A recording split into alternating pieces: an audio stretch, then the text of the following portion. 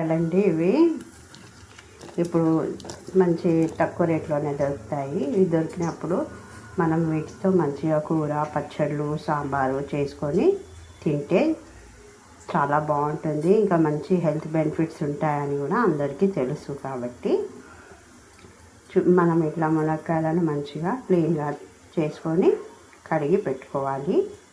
దీంతో మనము మిఠా షోర్వా చేసుకుందాం. ఇప్పుడు ఇలా కడాయి పెట్టి కొంచెం నూనె వేసుకొని అందులో కొంచెం ఉల్లిగడ్డ వేసుకొని మనము ఈ మునక్కాయలు కూడా మంచిగా క్లీన్ చేసి పెట్టుకున్నాం కదా, అవి కూడా వేసుకోవాలి.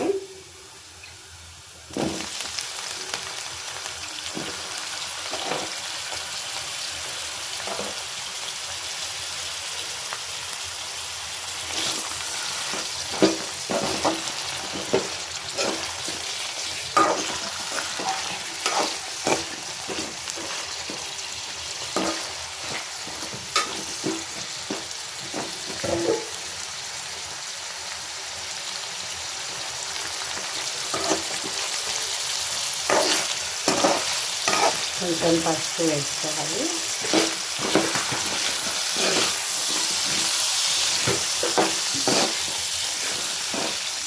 మన టేస్ట్కి సరిపడా ఉప్పు,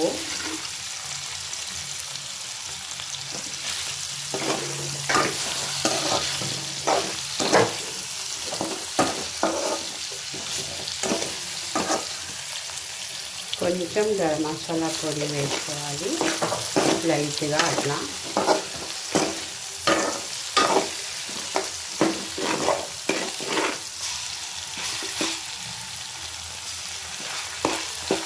కొంచెం అల్లం వెల్లిపాయ కూడా ఇలా వేసుకోవాలి.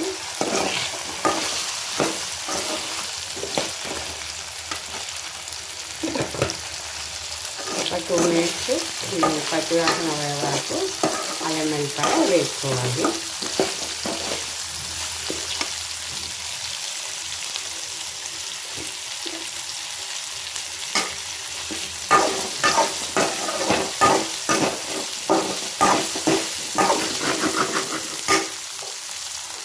ఇప్పుడు కొంచెం మన చేతికి సరిపడా కారం వేసుకోవాలి.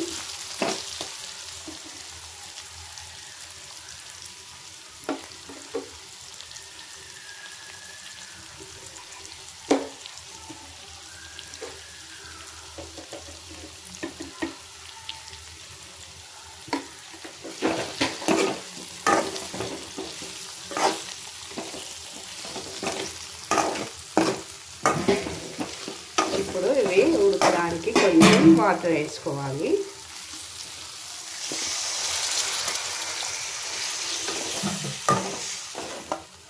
ఇవి ఇట్లా మంచిగా ఉడికిన తర్వాత తింటే చాలా బాగుంటుంది. దీన్ని మిఠా షోర్వా అంటారు.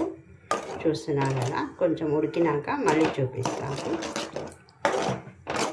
చూస్తున్నారు కదా, మన మునక్కాయ మిఠా షోర్వా రెడీ అయిపోయింది.